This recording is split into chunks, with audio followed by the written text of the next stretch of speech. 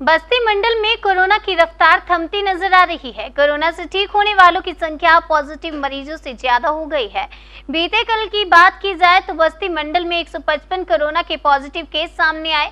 वहीं 285 लोग कोरोना से जंग जीतकर अपने घर गए। कोरोना के संक्रमण को फैलने से रोकने के लिए जिला प्रशासन ने भी सारी तैयारी कर ली है। बेडों की संख्या को बढ़ाकर दोगुना कर दिया गया है। कोरोना की तीसरी लहर में बच्चों में संक्रमण फैलने की आशंका को देखते हुए प्रशासन अलर्ट है। तीसरी वेव को रोकने के लिए तैयारी शुरू कर दी गई है। बच्चों के लिए मंडल के सभी सीएचसी पर 3-3 बेड का वेंटिलेटर लगाया गया है। इसके अलावा जो दूर की सीएचसी हैं उन पर वेंटिलेटर बेडों की संख्या को 10-10 करने की तैयारी चल रही है, जिससे तीसरी लहर आने पर इलाज की समुचित व्यवस्था पहले से रहे। वहीं ऑक्सीजन की कमी को देखते हुए मंडल में 12 ऑक्सीजन जनरेटर प्लांट लगाए जा रहे हैं, जिससे पर्याप्त मात्रा में ऑक्सीजन मिलेगी। अभी तक दूसरे जनपदों पर ऑक्सीजन के लिए डिपेंड रहना पड़ता था। इसके अलावा निगरानी समिति को एक्टिव कर दिया गया है, जो गांव-गांव जाकर लोगों के स्वास्थ्य पर नजर रख रही है। जो लोग सर्दी बुखार खांसी से पीड़ित हैं उनको मेडिकल किट दी जा रही है।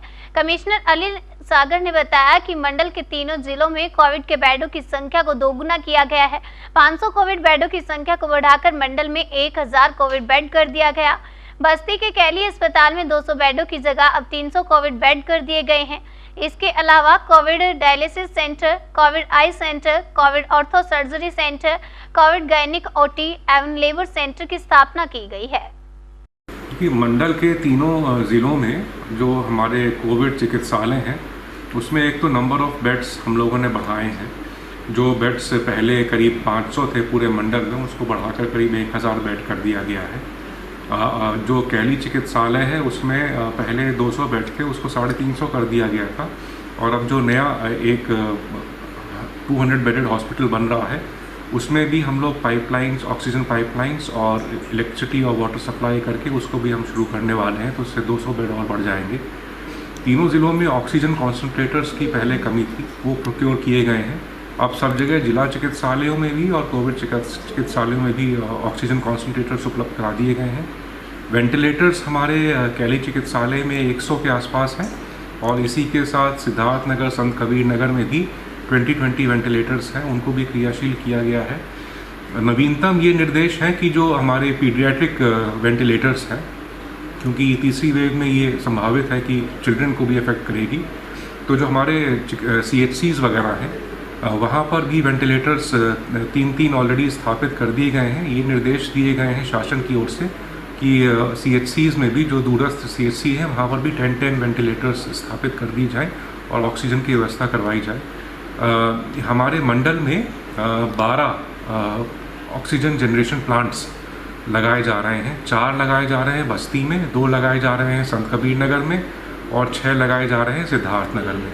तो जो हमारी ऑक्सीजन की ज़रूरत थी, जिसके लिए हमें गोरखपुर और अंबेडकर नगर पर निर्भर रहना पड़ता था, वो ऑक्सीजन की ज़रूरत भी काफ़ी हद तक कम हो जाएगी। ये देखने में आया था कि कई पेशेंट्स को ऑक्सीजन मिलने में दिक्कत हो रही थी, लेकिन अब ये ऑक्सीजन जनरेशन प्लांट्स के लग जाने से ऑक्सीजन की स्थिति काफ़ी हद तक सुधर जाएगी। अब हमारे पास लिक्विड ऑक्सीजन के टैंकर्स भी आ रहे हैं। आज भी संत कबीर नगर में लिक्विड ऑक्सीजन का टैंकर अनलोड हो रहा है, उससे भी काफ़ी हद तक ऑक्सीजन शॉर्टेज पूरी हो पा रही है। इसके अलावा जो हमारे ग्रामीण एरियाज़ हैं वहाँ पर निगरानी समितियों को ये एक्टिवेट किया गया है और उनको मेडिकल किट्स अवेलेबल कराई गई हैं। ब्लॉक वार मेडिकल किट्स हमें शासन स्तर से मिल चुकी हैं और वो निगरानी समितियों के माध्यम से सभी गाँवों में वितरित की जा रही हैं। उद्देश्य ये है कि अगर किसी को कोई प्रॉब्लम हो गाँव में सांस लेने संबंधी, तो वो तुरंत मेडिसिन लेना शुरू कर दें, ताकि उस बीमारी को गंभीर होने से बचा जा सके। हम ये प्रयास कर रहे हैं कि जो मोर्टेलिटी है, जो मृत्यु दर है, वो कम से कम रहे इस बीमारी में।